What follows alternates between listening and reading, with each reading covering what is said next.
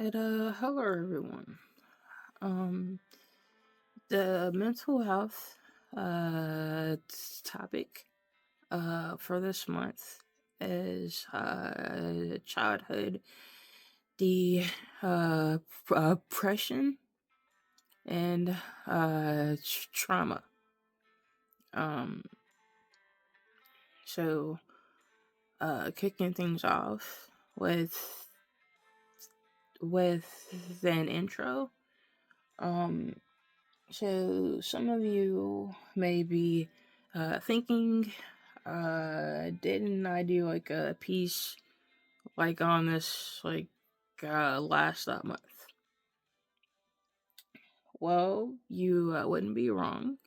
I did touch on this a little bit last month, but it was in a more like indirect like manner.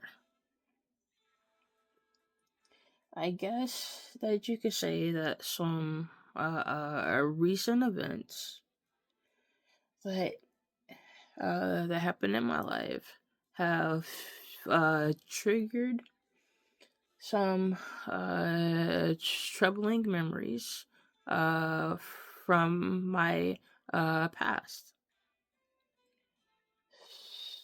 So here we are at this crossroad yet again. Truth of the matter is, I don't think it can be stressed enough just how much trauma can help give birth to childhood uh, depression and feed it like fuel to a fire. That's why I can't ignore the need to talk about the relationship between the two. More in depth to help spread that overall awareness, and just maybe more individuals will become of aware of the impacts, and and, and more children can get the help, love, and care that they truly do need. So before I start to dive in to each of the topics and parts of um, this month's mental health at a video, I want to just let everyone know that all the information that I uh, had pulled it from Google AI, as I wanted like a resource that would pull information from multiple like areas, from like health websites, uh from like other scholar websites, and bring it like all into one like overall uh uh can posit pool. um so yeah, so everything for the most part, except for some things that I'm going to bring up, um are going to come from Google AI being used to pull information from multiple resources.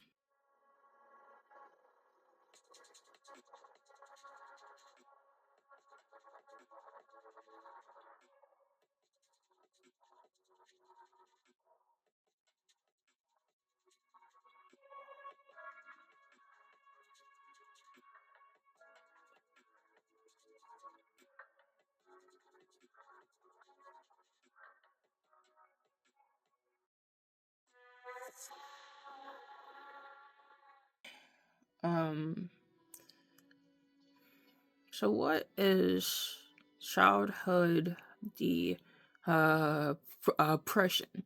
It can be defined as a mental condition where children may experience persistent sadness, loss of interest in activities, and other symptoms that can significantly affect their daily life.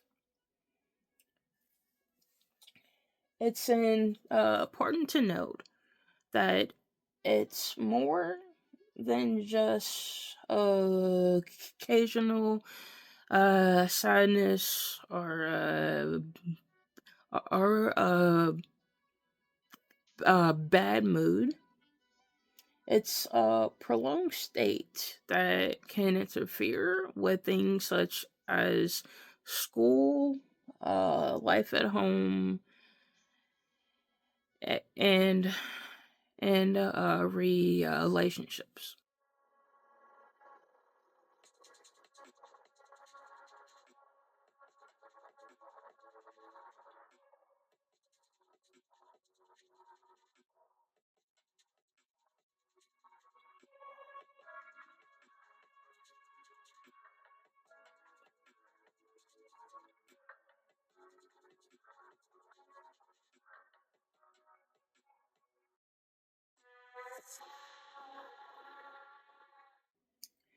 So, learning to recognize potential signs of childhood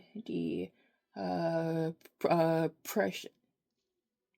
Once again, I want to note that it's important to understand that it's more than just occasional sadness or a bad mood.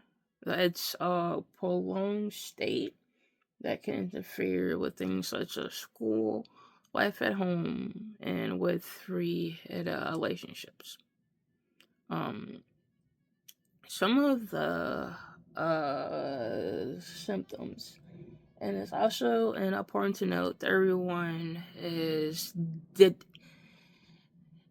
that they are different. So the symptoms can vary by individual too. But some of the symptoms are uh, uh, as already stated, persistent sadness or irritability Sorry, loss of interest in things that they used to enjoy, change in appetite or sleep patterns, low energy or fatigue, difficulty, you know, concentrating, feelings of worthlessness or guilt, negative self talk, such as I'm never good at anything, I always seem to get everything wrong, I can't do anything right, like that kind of talk. Um, Social withdrawal, increased sensitivity to rejection, and in some severe cases, it it can even lead to thoughts of death or suicide.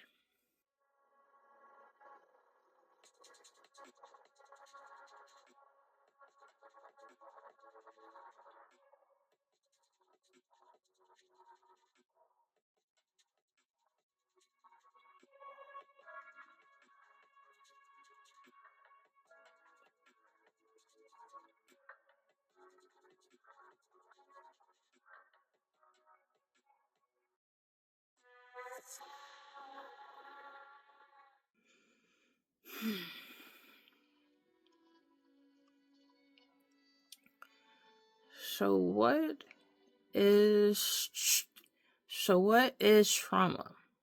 Trauma can be defined as uh, psycholo- psychological, emotional, and physiological response to an event or a series of events that is or can be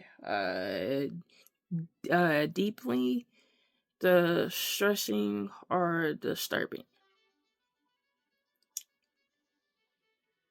It's also important to note that it can have significant and lasting effects on individuals.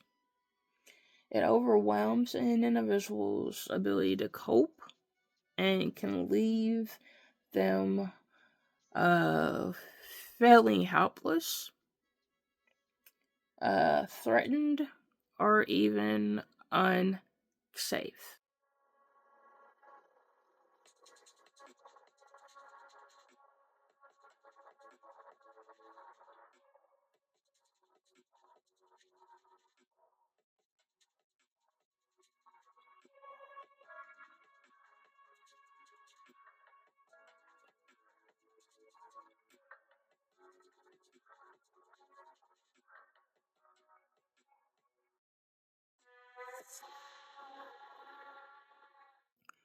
Learning to recognize the impacts, the potential impacts of trauma. So it's important to note that trauma is subjective. What one person experiences as traumatic, another person may not. The effects of trauma can be profound and can manifest in various ways across multiple and different areas of a of a person's life.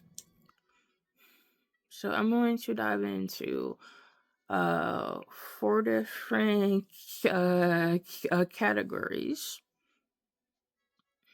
that you may see the impacts of trauma start to manifest in. The first area is emotional, which can include fear, fear, anxiety, panic attacks, sadness, depression. It, irritability, it anger, shame, guilt, emotional numbness, difficulty regulating one's emotions.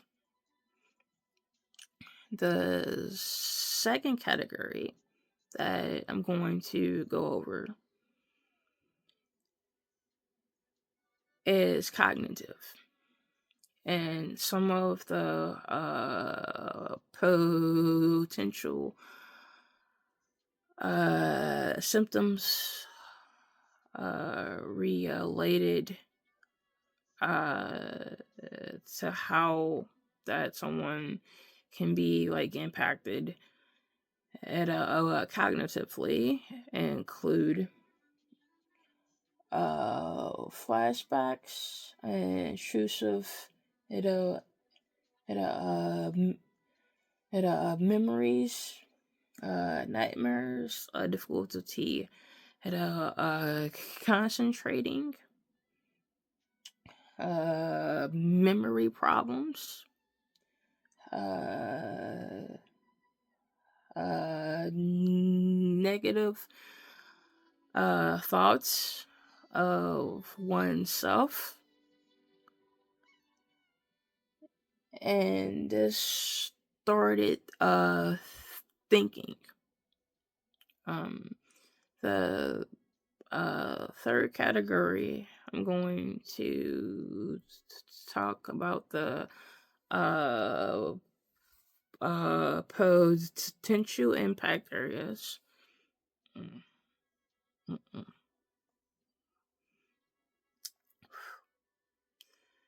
The the the third area that I'm going uh, to talk about and its potential impacts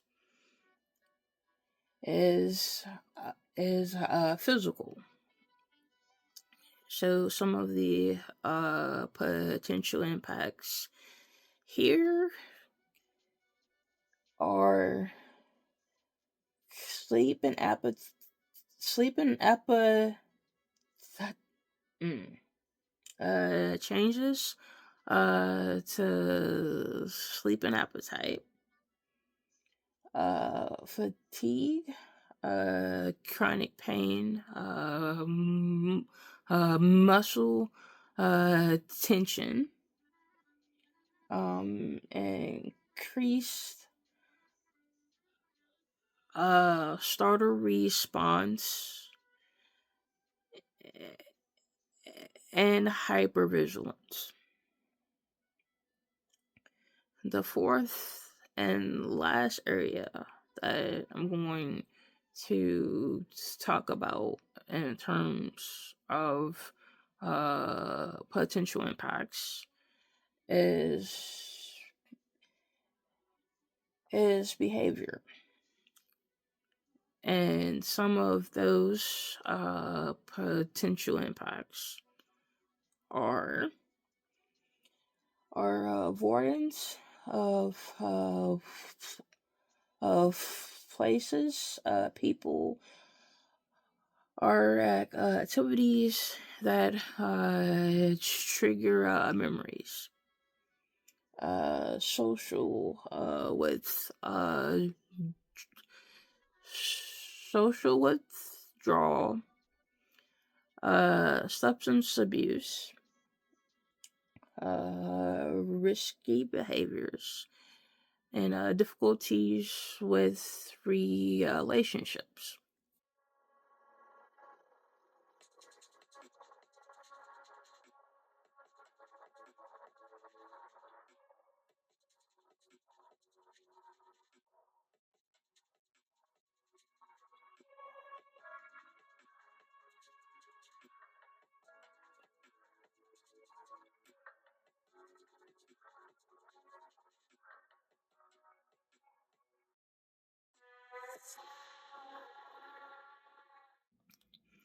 So, how can one feed or fuel the other?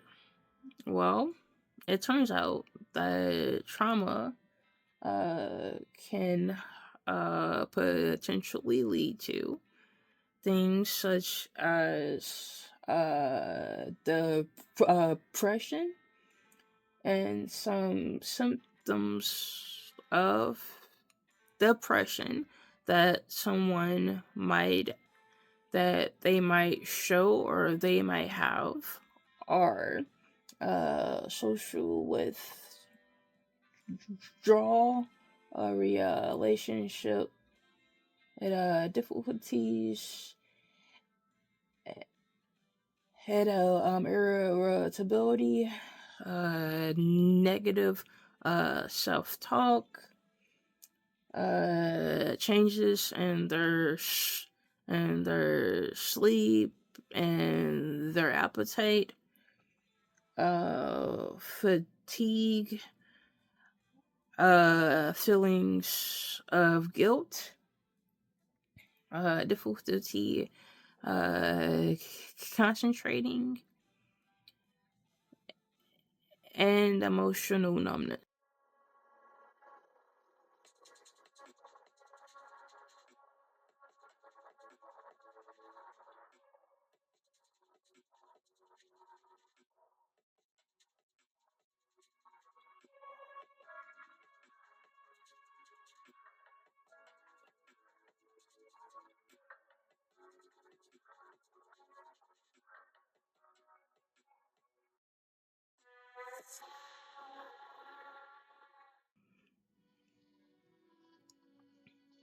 So, what are some healthy ways of or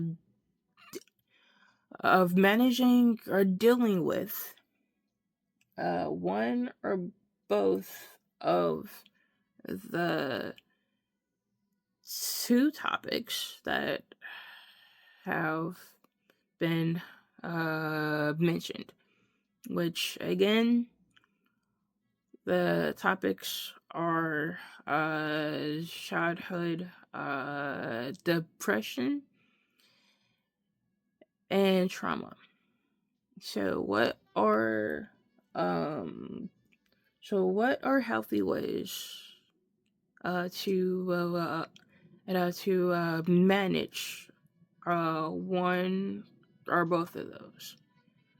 Um, so therapy is one healthy option, and therapy can be done like visually. It can be done in groups. It can be done with loved ones. So, like if it's a child or a minor who is uh, dealing with one or both of these things, um, they can meet with a therapist and have their parent or their guardian in the room with them to talk about what is going on. I shouldn't have to mention this, but I will, only because of some things that I've went through. That it's important to note that if this involves like a minor, that the parent or the guardian, who goes in the room with them to try to help them work through um, what they've experienced, what they're going through. That it's important that that individual or that the individuals, that they go in there and they keep an open mind, that they actually listen to what the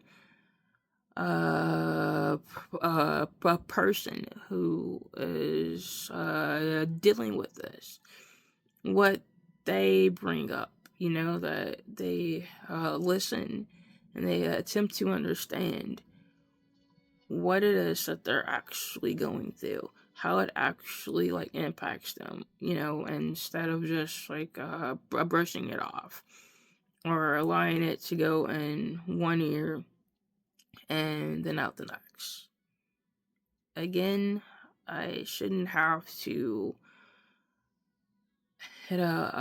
state that, but I feel the need to, because I know not everyone is going to be the same. Not everyone is going to go into that with an open mind, with an open heart.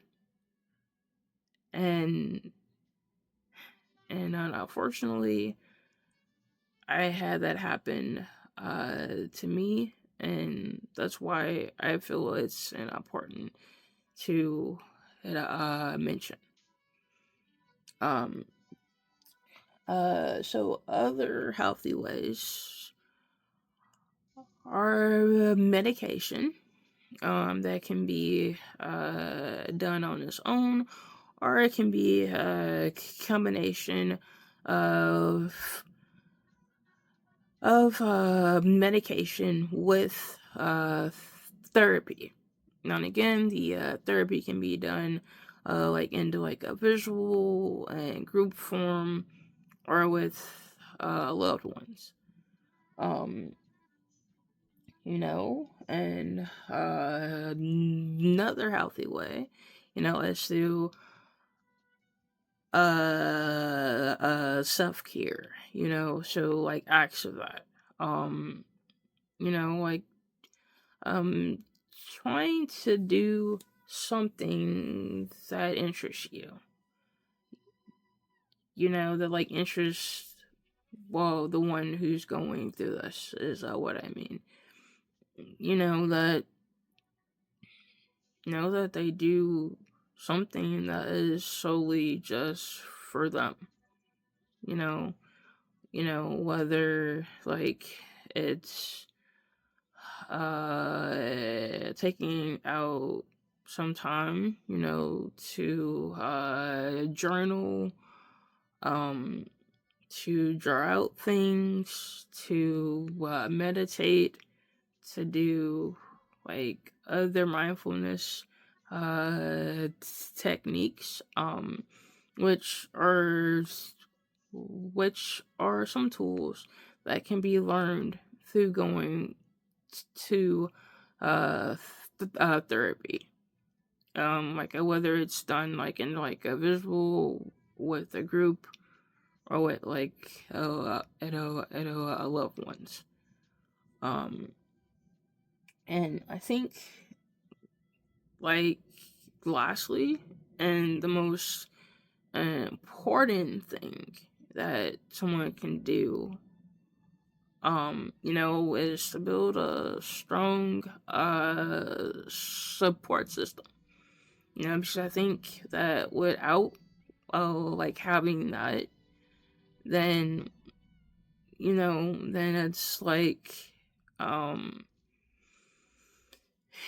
you're left with the thought that you're in this like alone. Like they're left with the thought that, oh, nobody cares enough. So if they don't care about me, then why should I care about me? Um, and nobody should ever have to feel that way, or to think that. Um, so that's why that I say that I think that like I think that having like a strong support system, that it is essential. That it's one of the biggest things, that someone can have, if they're trying to like manage and actually work through um the things that they are struggling with, then yeah, then just like a cabin that like is definitely, it's like a must have.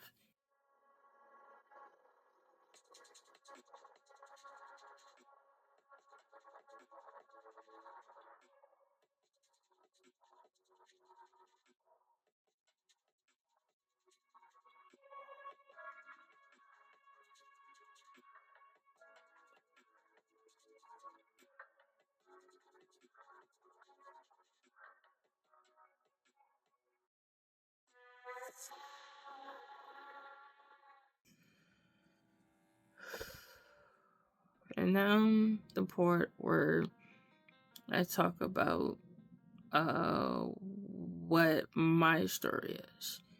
And for me, that's is one of those things that I tend to like avoid talking about because it means that I have to like actually go back, and to like admit certain things that I've been through, like I talk about them and be honest, like at times that's really difficult. But I think for the sake of this, that it is that it is necessary. Um, so for me personally, that I realized it when I was a kid growing up, but I definitely realize it now. That the events that I went through, like in my childhood growing up, that the things I endured, um, like the abuse I endured, the things I went through at school, like I think that, like all those things,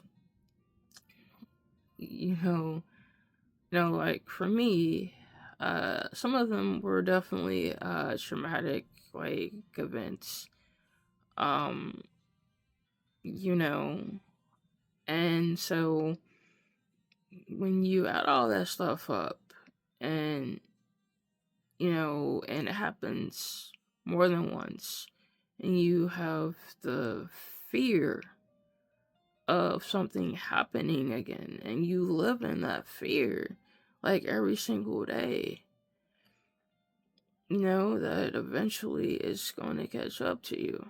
Like, if you don't have a way of actually dealing with it, if you don't know how to deal with it, if you feel like you're like alone and trying to deal with it. So yeah. So like I felt like I was in it like alone. Um, tons of broken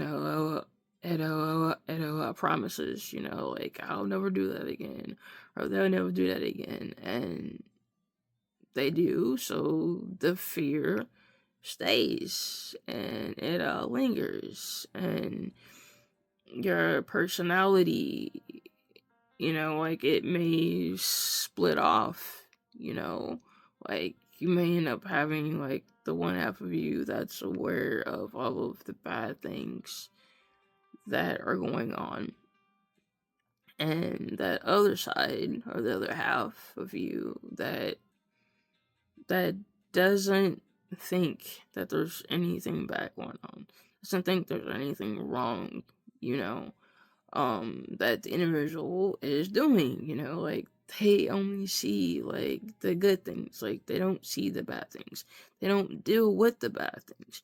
But that other half, that other side of them does, it's the side that takes like all of the anger that is directed towards you, that deals with the constant fear and everything else, and feels so overwhelmed and doesn't really know how to process or deal with it, but it knows that it knows it has no choice but to, you know?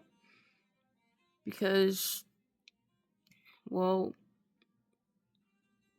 you have to be shielded from it somehow. And that's one way to, like put mental barriers like into place in your mind where the one half of you is aware of all the bad things happening and going on. And the other side is not aware. It doesn't feel any of that, And so, like, so if left in a state where you feel like you're in this alone, like, why even bother, you know?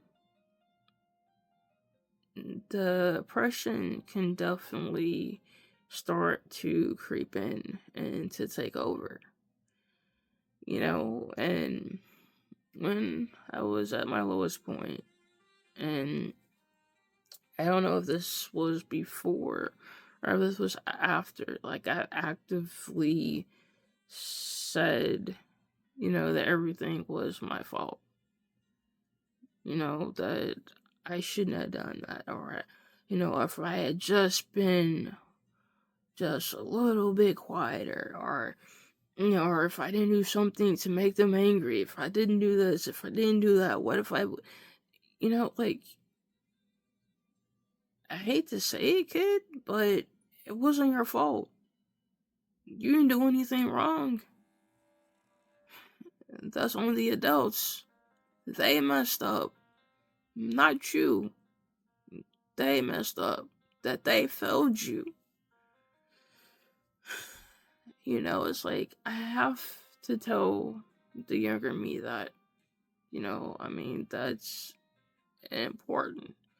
But when I was at my lowest, I attempted to take my own life. That's how bad it got for me. Like, I didn't realize then that I was depressed. But now looking back on it, that I recognize all of the signs, and no one around me actually caught on to that. Nobody. Like, my mom didn't know I was in my room trying to take my own life. My dad definitely didn't know. Like,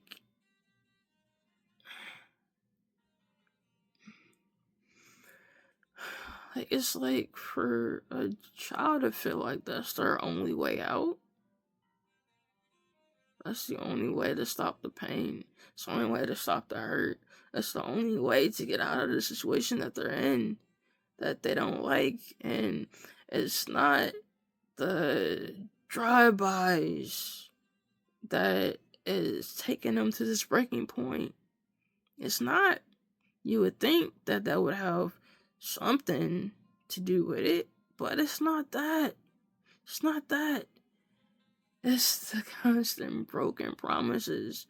It's the having to live in fear in your own home and dealing with stuff at school that actually drove the younger me to that point. No kid, no child should ever have to feel the way I did. Should ever feel like they're alone in whatever fight or whatever struggle there is. They shouldn't have to feel like nobody cares. They shouldn't have to feel like everything is their doggone fault. Because guess what? It's not your fault. I guarantee it's not your fault. It's not your fault. So what if you made them mad? Does that give them a right to beat you? I don't think so. Nothing can justify that. Nothing. Nothing at all. And all the justification, all the freaking excuses that I got. No, I'm sorry. But you can't justify that. Like, you can't make excuses for that. Like, you can't. You can't. And then, like, understand, like, you don't understand why that your child is messed up, like, mentally. Like, you don't understand why? Come on. What did you think was gonna happen from that? I mean,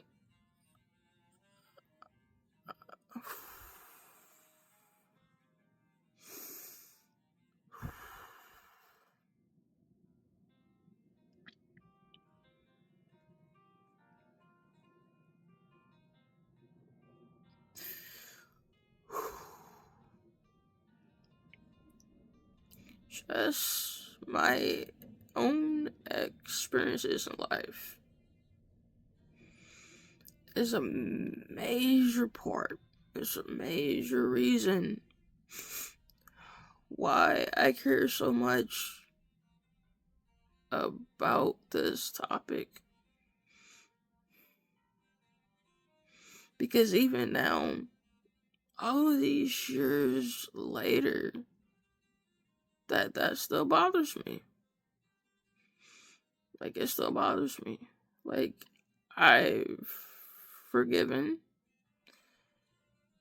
the individuals for what they did, but no matter how hard I try, I can't forget what happened. I can't forget the damage that was done. The the psychological damage. Like, forget like the physical, like the psychological. Like, that's what's like a lingering, because your body will heal, like it will, but mind is a totally different thing. It's a totally different thing. And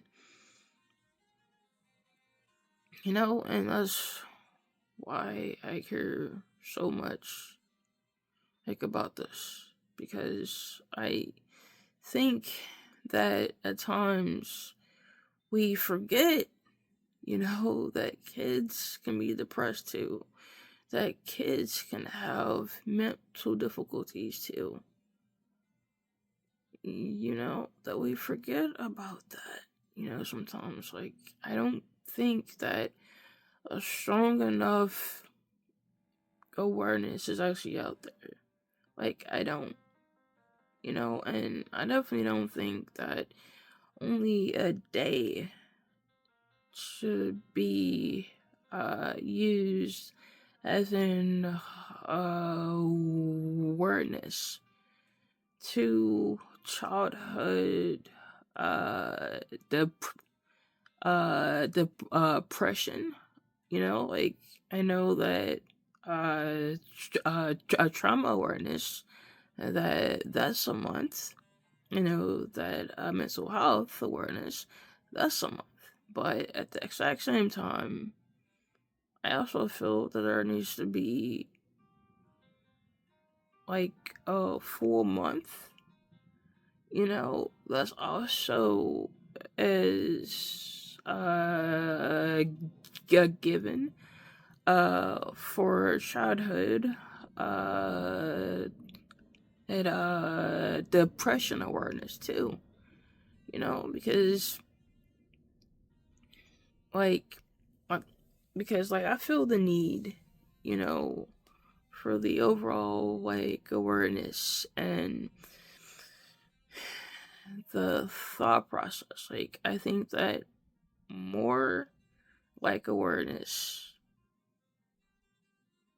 and it is needed in that area. You know, I know that kids don't always show the same symptoms that adults do. I know that some symptoms can easily be missed, or they can be just viewed as, just like normal like instance. Like, I understand that, but that doesn't change the fact that I honestly think that greater awareness needs to be given to this. That it needs to be out there. That it needs a bigger voice. And and so, like, I'm trying to be a voice, just to say, hey, like, this does actually go on. Like, the awareness needs to be there, like a bigger awareness. So, in closing, I want to leave you with these few thoughts. One being that not everyone will show the same symptoms, will show the same changes, like in their daily lives, because each individual is different. And I think that's something that we shouldn't lose sight of. Um, I also think that having like a strong support system, that it is central to helping someone who is going through, who may be struggling, with these things. Um, you know, Therapy and medication are just a couple ways to help like manage, um you know whether that's therapy on its own, um and as you know that there are multiple forms of therapy, so like into like a visual group therapy with like loved ones. There's definitely therapy that is specific to its trauma. Um, that is another option.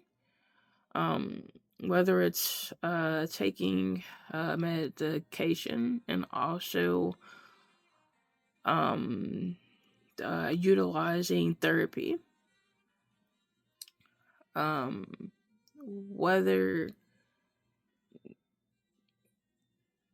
that means that you utilize some mindfulness techniques, meditation.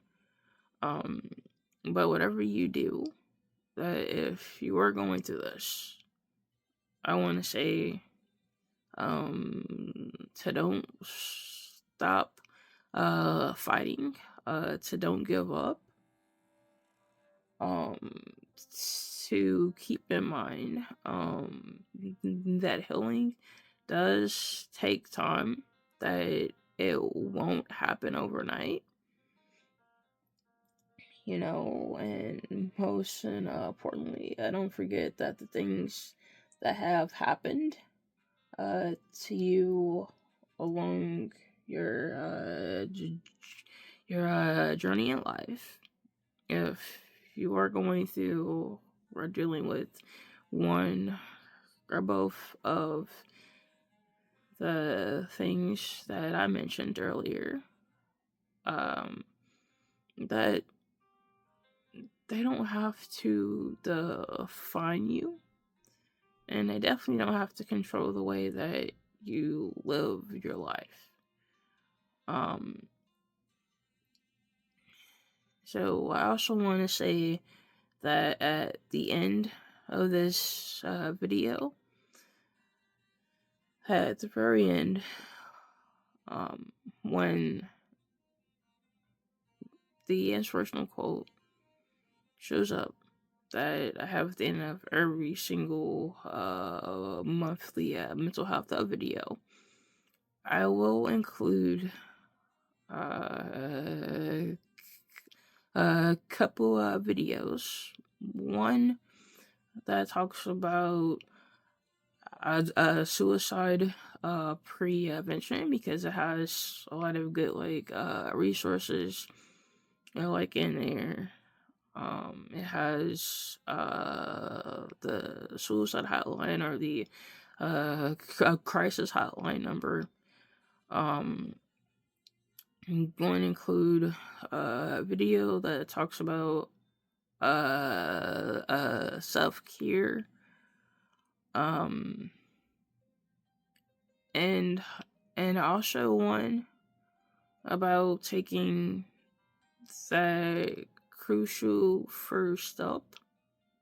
Like the step that says that I'm not okay, that it's okay that I'm not okay, and that I recognize this, and that I know that I need to get help. I know that I need to try to talk to someone, at least, about what that I'm going through.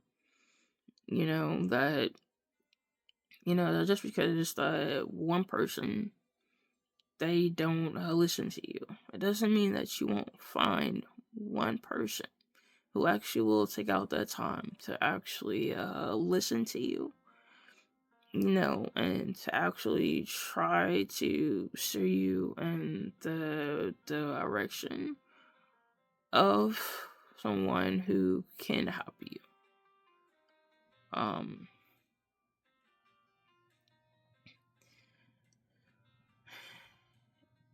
So that concludes this month's mental health video, and as always, until next time, I hope everyone has a safe and a wonderful week.